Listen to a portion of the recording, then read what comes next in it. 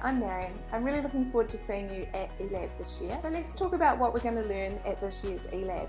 The first tool I'd like to introduce you to is Twine, which is a fantastic way to create branch stories. Then I'll show you how to use Typeform, which turns boring quizzes and assessments or surveys into something that's really fun and conversational. Finally, I'll take you through how to use ITY Studio, which is a way to gamify learning in a fun and simple way.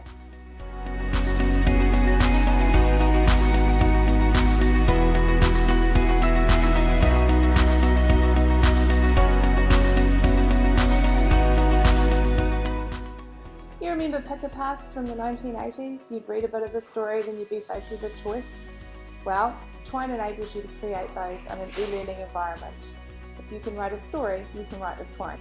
One of the sessions we're offering at eLab this year is for ITY Studio. ITY is an authoring tool that enables you to create interactive branch scenarios and gamify learning. You select from a suite of settings and characters and build interactions that can incorporate feedback or simulations and scenarios. I'm going to talk to you about Typeform now.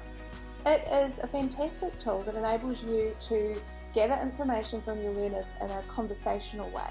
I'm going to show you how to use variables so that when your learners put their information in, you can get the form speaking to them using their name and their information.